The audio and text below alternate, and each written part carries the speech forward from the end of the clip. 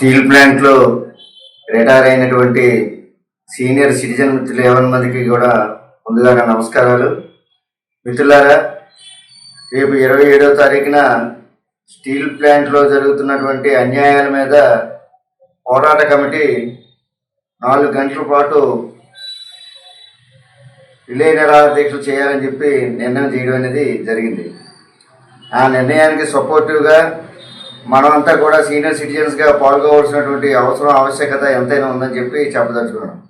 కారణం ఏంటంటే, మీరు చూస్తూ ఉన్నారు, భారతదేశంలో ఎక్కడా లేనటువంటి పద్ధతుల్ని విశాఖపట్నం స్టీల్ ప్లాంట్లో ఈరోజు కేంద్రంలో ఉన్నటువంటి బీజేపీ ప్రభుత్వం, అలాగే రాష్ట్రంలో ఉన్నటువంటి కూటమి ప్రభుత్వం అమలు చేస్తూ ఉంది. ఈ విశాఖపట్నం స్టీల్ ప్లాంట్ని ఒక ప్రయోగశాలగా చేసి కార్మికులు ఏ విధంగా అణచివేయాలి, ఏ విధంగా వాళ్ళ ఆర్థిక కోరికలన్నింటినీ తీర్చకుండా వాటిని కట్ చేయాలని ఒక ఆలోచనతోనే ఈరోజు ప్రభుత్వం పనిచేస్తూ ఉంటే రాష్ట్ర ప్రభుత్వం దానికి తందాన పాడుతున్నటువంటి పరిస్థితి ఉంది. మనం చూసాం, అనేక అగ్రిమెంట్లు చేసుకుని విశాఖపట్నం స్టీల్ ప్లాంట్లో ఆర్థికంగా ప్రయోజనాలు పొందితే ఆ ఆర్థిక ప్రయోజనాలన్నింటినీ కూడా ఈ రోజు ఉన్నటువంటి ప్రభుత్వం అలాగే యాజమాన్యం తీసివేయడం అనేది జరుగుతుంది. ఒకటి, ఇన్సెంటివ్ తీసేశారు. రెండో పక్క ఏమో వేది రోజులు లేకుండా చేసేసారు.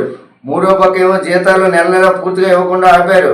నాలుగోది ఏంటంటే, ఈరోజు ప్రొడక్టివిటీ లింక్డ్ వేజెస్ అనేది ప్రొడక్షన్ లింక్డ్ వేజెస్ అని చెప్పి ప్రొడక్షన్ టార్గెట్స్ రీచ్ అయితేనే మీకు 20% ఇస్తాం, లేకపోతే ఎంత పర్సెంట్ రీచ్ అయితే అంత పర్సెంటే జీతాలు ఇస్తామని చెప్పి ఎక్కడ భారతదేశంలో ఎక్కడా లేని పరిస్థితిని ఇక్కడ తీసుకురావడం అనేది జరిగింది.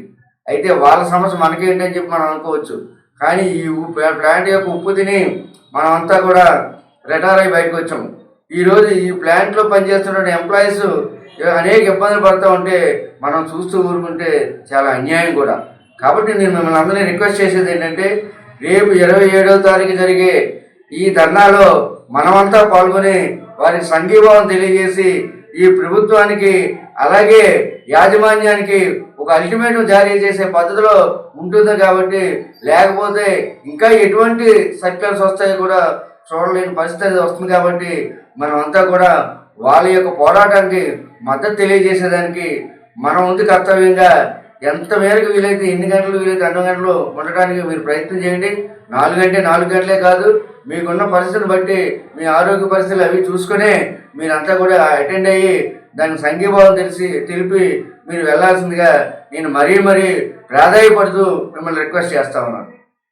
మరిన్ని విశాఖ ఉక్కు RNL వార్తల కోసం మన వైజాగ్ స్టీల్ ఫ్యామిలీ యూట్యూబ్ ఛానల్లో సబ్స్క్రైబ్ అవ్వండి.